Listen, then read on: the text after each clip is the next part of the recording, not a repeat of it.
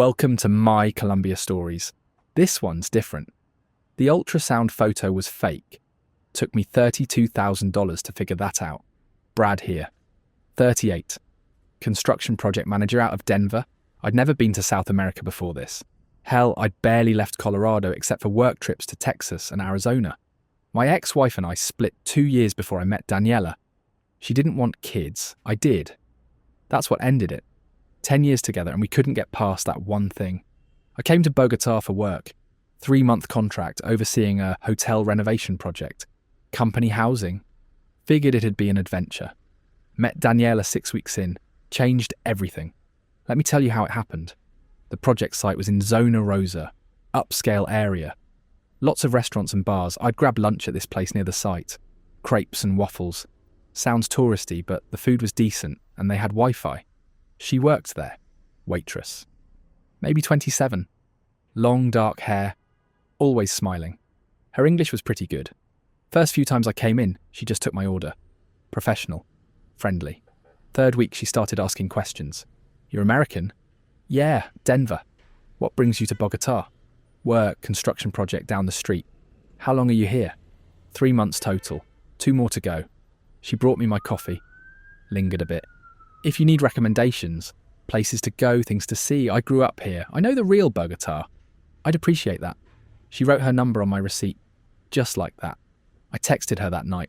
She responded right away. We met for coffee 2 days later. Her day off. She showed up in jeans and a sweater. Bogotá's cold. Sits at 8,000 feet. I wasn't prepared for that. We walked around La Candelaria. Old town. Colonial buildings. Street art everywhere. She knew every corner. Every story. This is where I want to raise my kids someday, she said. In a city with history. With culture. That line stuck with me. Kids. She wanted kids. We got dinner that night, then the next night. By the end of the week, we were seeing each other. Every day. She lived with her mum, small apartment in Chapinero. She was saving money. Wanted her own place eventually. Wanted to go back to school. Study nursing. But it's expensive. And my mum needs help with rent. So I work. She wasn't asking for anything. Just telling me her life. I liked that about her. She had plans. Had goals. Wasn't just coasting. Month 2, things got serious. We were spending every night together. Either at my company apartment or just walking around the city. She introduced me to her mum. Sweet woman. Didn't speak English, but she hugged me like I was already family. Made me bandeja paisa. We sat in their tiny living room watching Colombian soap operas I couldn't understand. Daniela translated the important parts. Laughed at my confusion. My mum likes you, she said later. She says you have kind eyes. I fell hard. Not gonna lie. She made me feel like I mattered. Like I wasn't just some gringo passing through. We talked about the future. What happens when my contract ends? Maybe I come back, I said. Or maybe you come to Denver. I'd like that. Meeting your family, seeing snow. She'd never seen snow. That killed me. I wanted to show her everything. Month 3, my last month in Bogotá, she told me she was late. We were having breakfast at my apartment. Saturday morning. She'd been quiet all week. Late for what? My period, I'm late. I just stared at her. How late? 2 weeks. My heart stopped. Then started racing. Have you taken a test? Not yet, I'm scared. We should get one. Today. We walked to a pharmacy, bought 3 different tests, went back to my apartment. She took them in the bathroom. I waited outside. Longest 5 minutes of my life. She opened the door. Tears in her eyes, holding all 3 tests. Positive. All of them. I didn't know what to feel. Scared. Excited, confused. All of it at once. Are you okay? She asked. Are you? I don't know. This wasn't the plan. But I don't know. Maybe it's meant to be. I pulled her close. Held her. We'll figure it out. Together. That night we talked for hours. About what this meant. About logistics. About everything. I can extend my contract, I said. Stay here longer. Or you come back with me. We'll make it work. I need to see a doctor first. Make sure everything's okay. Of course, we'll go to the best doctor.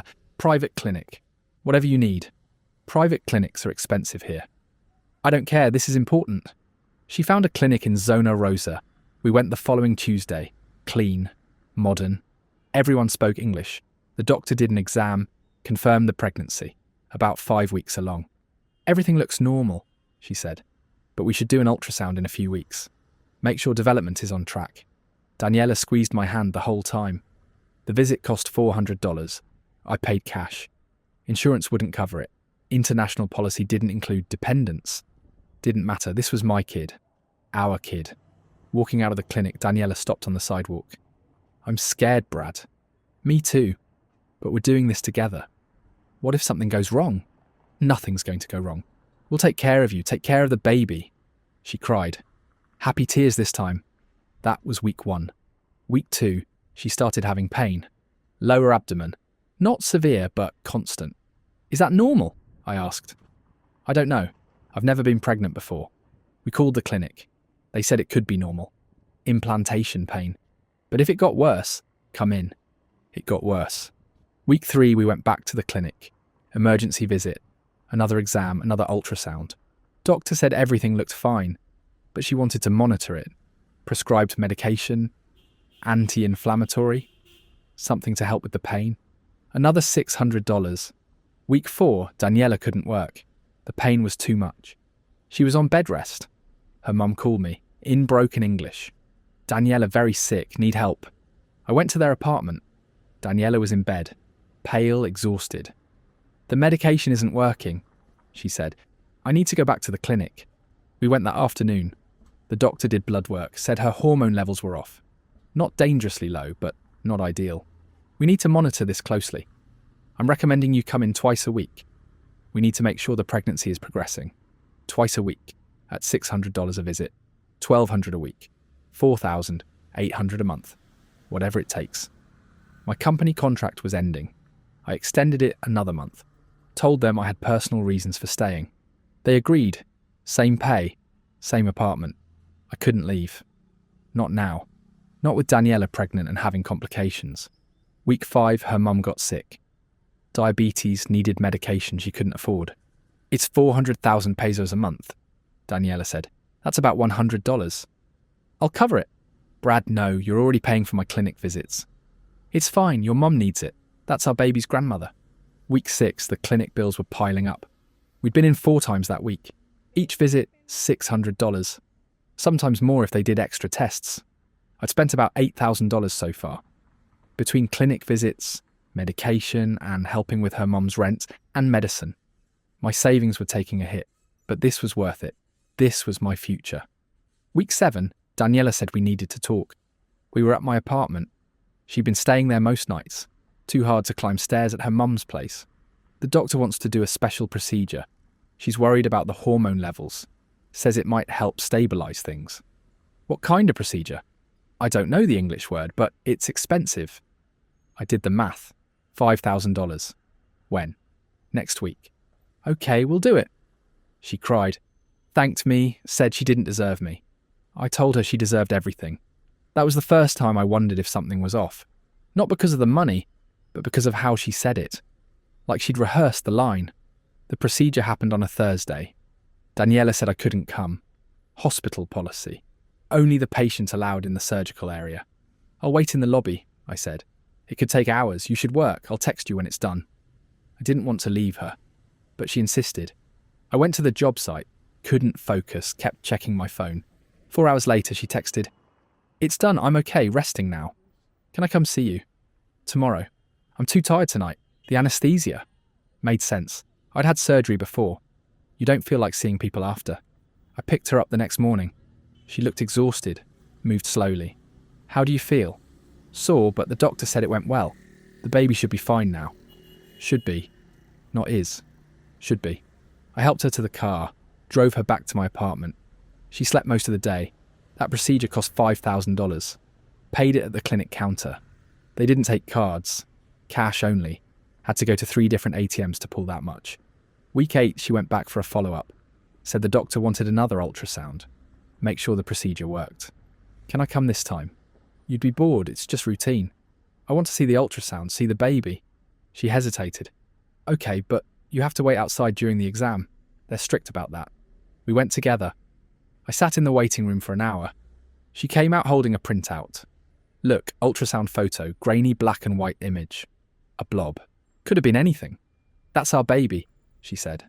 I stared at it. Tried to see a person. Couldn't really, but I wanted to. Can I keep this? Of course. I put it in my wallet, right behind my driver's license. That visit was another $600. Week 9, her mum had another emergency. Fell, broke her wrist, needed x-rays and a cast. The public hospital wait is 8 hours. She's in pain. Can we take her to a private clinic? We did. Another $800. Week 10, Daniela said she needed to buy maternity clothes. Her regular clothes didn't fit anymore. We went shopping in Zona Rosa. She picked out 4 outfits. Just comfortable stuff. $300. She also wanted to start looking at baby things. Strollers, cribs. Get an idea of what we'd need. We spent an afternoon at a baby store. She took photos of everything. Made notes. I know we can't buy this stuff yet, but I want to be ready. We can buy some of it now, start putting things together. Really? Why not? Baby's coming in 6 months. We should be prepared. We bought a crib, a changing table, some clothes, little onesies with animals on them. I watched her hold up each tiny outfit, smiling, imagining. Made me feel like the luckiest guy alive. That shopping trip was $1,500. Week 11, she had pain again. Worse this time. Called me at work, crying. Something's wrong, I can feel it. I left the job site, picked her up, drove straight to the clinic. They did another exam, another ultrasound. This time the doctor looked concerned. Her hormone levels dropped again. We need to admit her, keep her overnight for observation. Is the baby okay? We're monitoring, that's all I can say right now. Overnight stay, private room, monitoring equipment, IV fluids, $2,200. I stayed with her, slept in a chair next to her bed. Hospital staff didn't say anything. The next morning the doctor came in. Everything's stabilised, you can go home, but complete bed rest for 2 weeks. No work, no stress. Daniela squeezed my hand. I'll take care of her, I said. She moved into my apartment full-time after that. Couldn't stay at her mum's place. Too many stairs, too much activity. I covered her rent at her mum's place. $800 a month. Didn't want her mum to struggle. Week 12, my company contract ended. I couldn't extend again. They needed me back in Denver. What do we do? Daniela asked. You come with me, we'll figure out the visa stuff. Get you set up in Denver, have the baby there. I can't fly, not with the complications.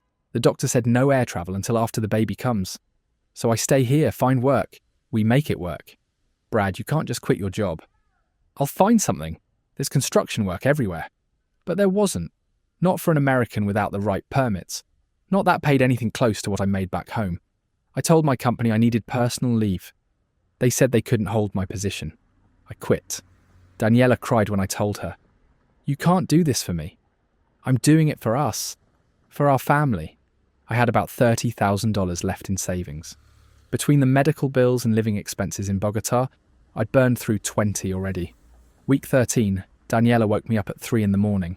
Brad, something's wrong. She was bleeding. Not a lot, but enough. We went to the clinic. Emergency visit. Middle of the night. The doctor examined her. Did another ultrasound. I waited outside. 30 minutes. Felt like days. The doctor came out. I'm sorry. There's no heartbeat. I didn't understand at first. What? The baby, there's no heartbeat. She's having a miscarriage. Everything stopped. The hallway, the lights, the sound. Are you sure? I'm sorry. These things happen, especially with high-risk pregnancies. High risk. Nobody had said high risk before. Can you? Is there anything? We need to do a procedure, remove the tissue. Otherwise there's risk of infection. Remove the tissue. That's what she called my kid. Tissue. I signed papers. Don't remember what they said, just signed. They took Daniela into surgery. I sat in the waiting room, alone. 4 a.m. The clinic was empty, just me and the receptionist behind the glass. I called my brother, back in Denver. Told him what happened. I'm sorry, man, that's rough. I don't know what to do.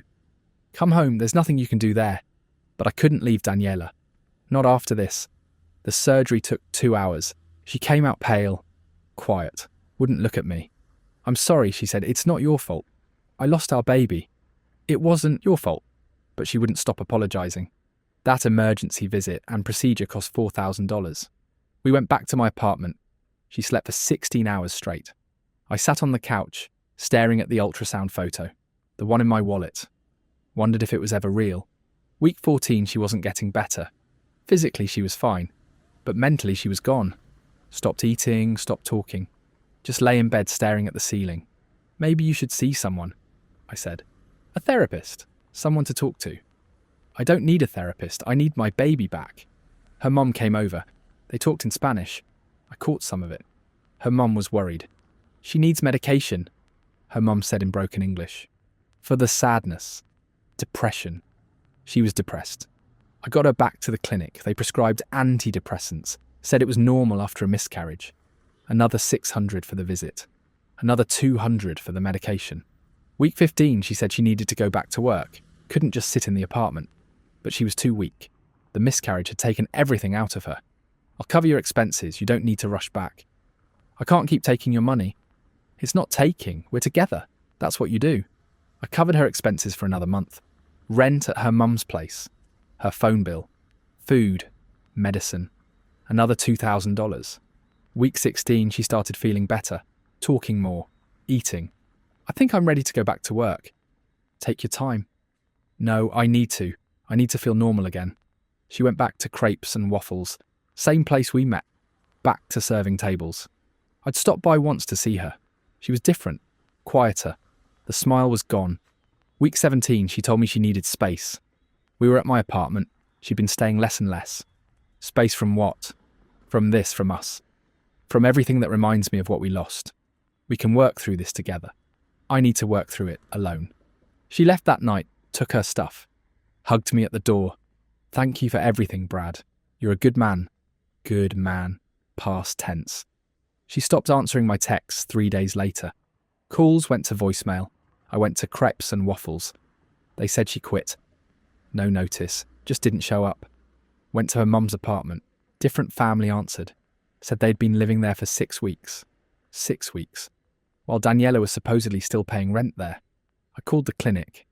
Asked to speak to her doctor. I'm sorry, sir. We can't discuss patient information. I'm the father. I paid for everything. I just need to confirm she was a patient. I can't confirm or deny anyone's patient status. I went there in person. Showed them receipts. Showed them my bank statements. The receptionist looked uncomfortable. Sir, I really can't help you. Was she ever pregnant? Just tell me that. Was any of this real? She wouldn't answer. Called security. Asked me to leave. I stood outside the clinic for an hour, trying to understand. $32,000, that's what I'd spent. Medical bills, rent, food, medicine, baby furniture, all of it, for a pregnancy that might never have existed.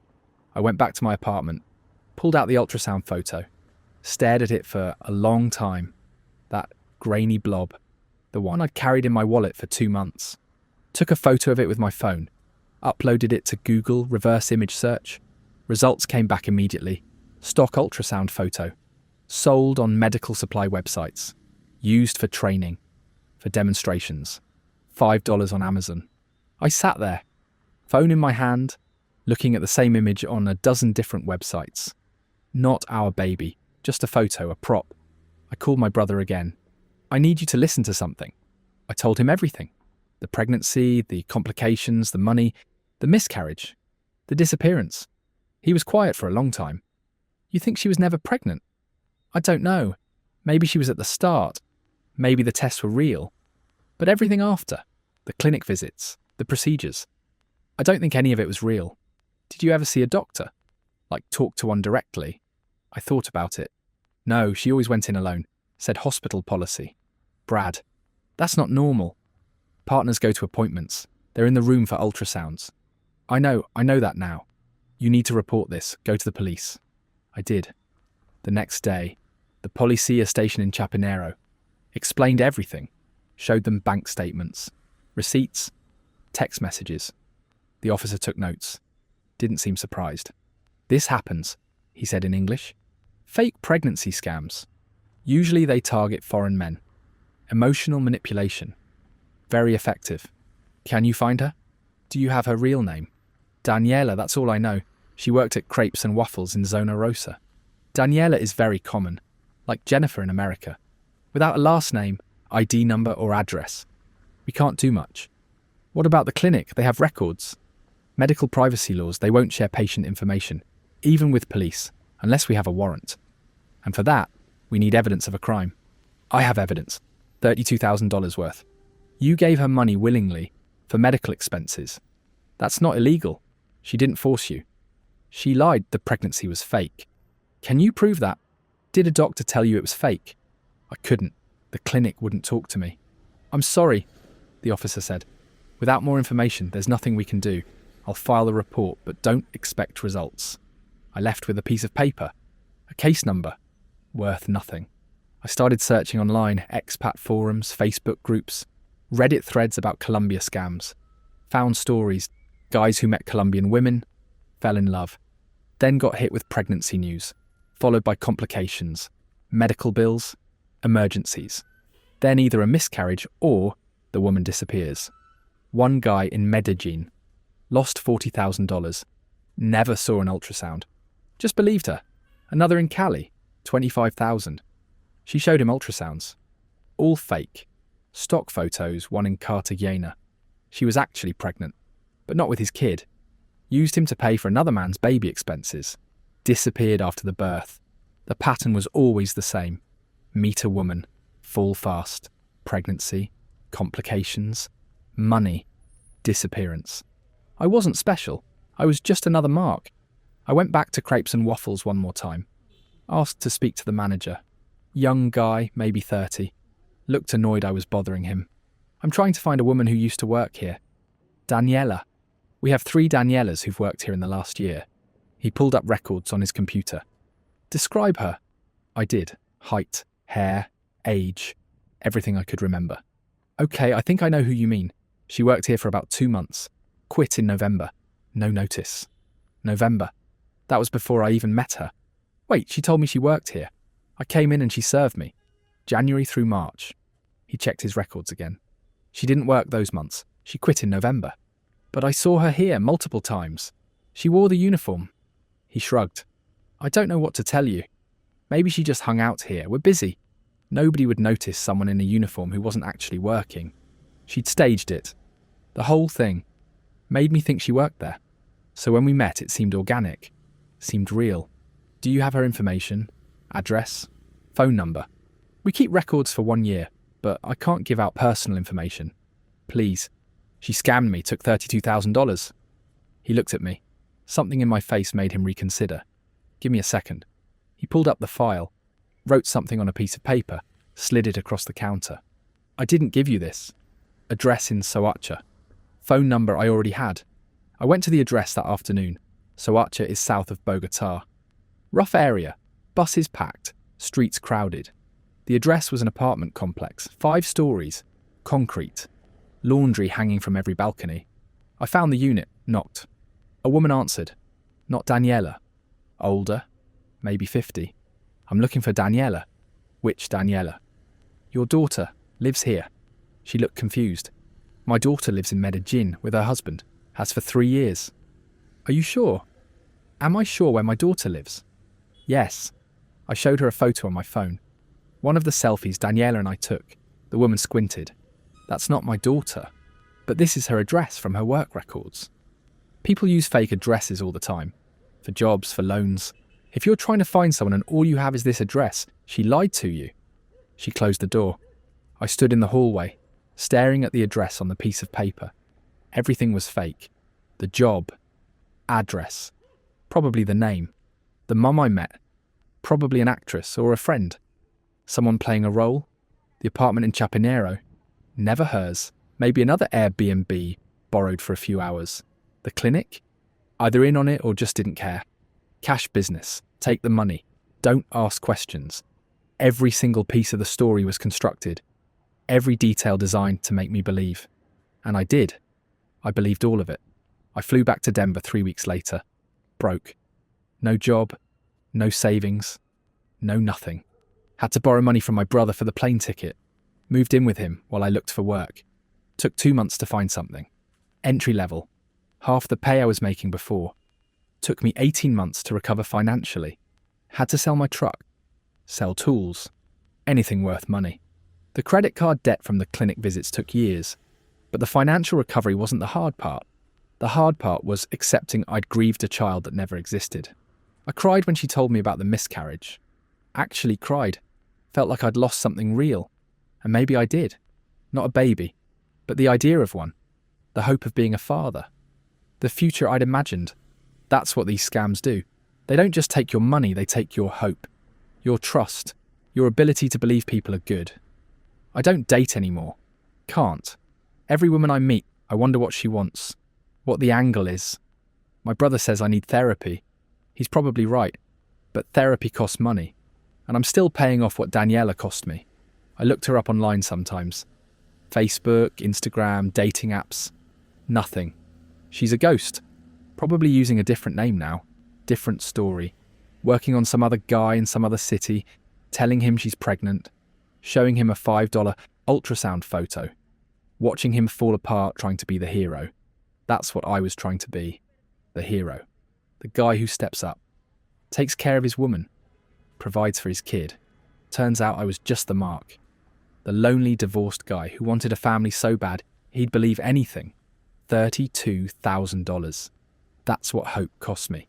If you meet someone in Colombia who seems perfect, who talks about wanting kids, who gets pregnant fast, who has complications that require constant, expensive medical care, stop, think, ask questions, ask to speak to the doctor directly, be in the room for appointments, verify everything.